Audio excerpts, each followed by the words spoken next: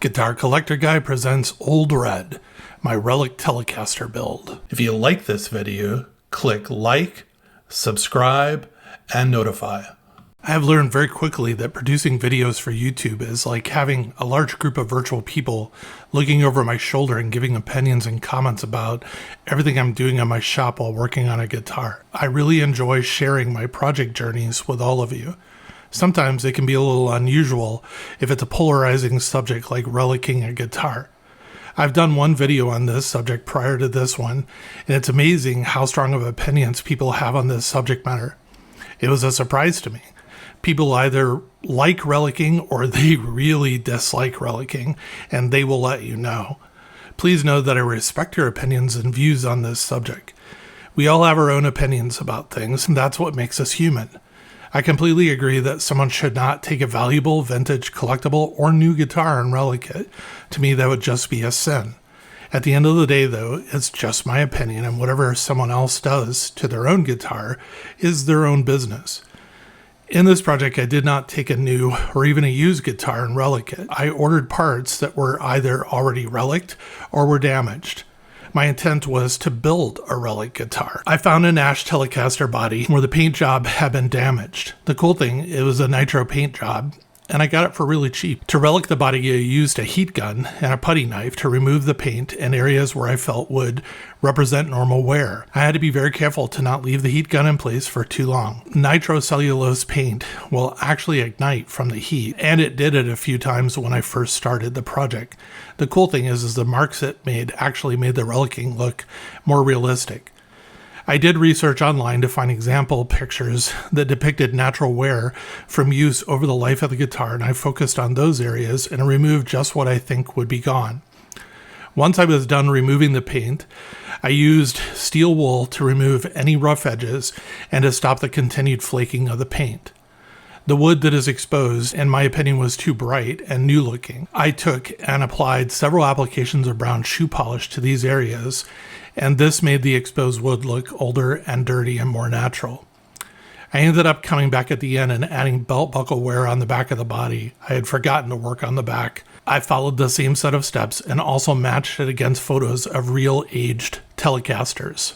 After I was finished with the body, I found a very used black 5-hole Telecaster pickguard and added light scratch marks to show years of strumming and pick contact with the surface. Next, I gathered all of the metal parts for the project. Some of the parts have chrome, so those parts I needed to scuff up and remove some of the chrome, and also use steel wool to remove some of the shininess to show wear.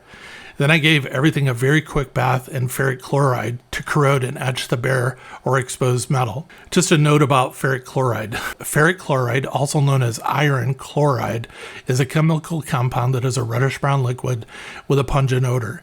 You should not get it on your bare hands.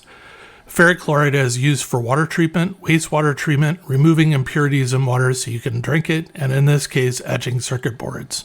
Ferric chloride, though, also reacts with most metals to produce a flammable, potentially explosive hydrogen gas, so please work in a well-ventilated area. While not touching the ferric chloride with my bare hands, I placed all the parts in a soapy water solution to stop the corrosion process. Also, I do not show in the video, but I sprayed all the metal parts with WD-40 to prevent more corrosion from occurring.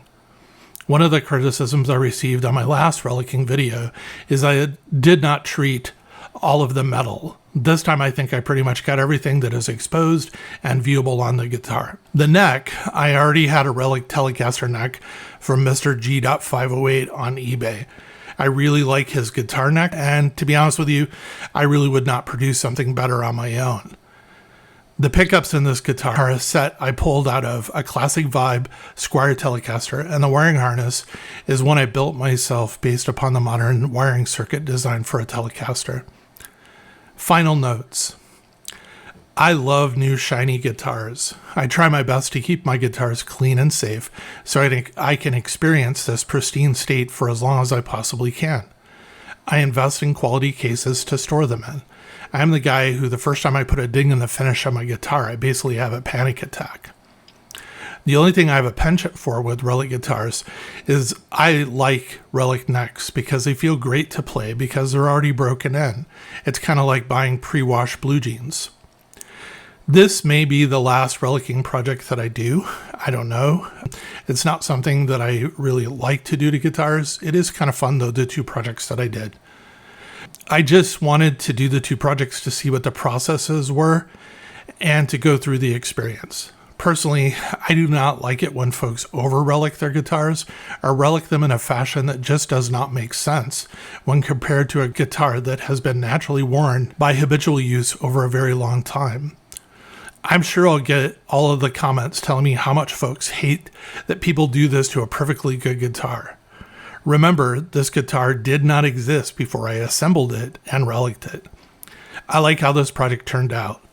Old Red is comfortable to play and probably the only guitar I own where if I do ding it, I calmly smile because I just added to the existing marks and no one will know any better. The guitar is like a comfortable old friend that I enjoy spending time with. Thank you for watching Guitar Collector Guy.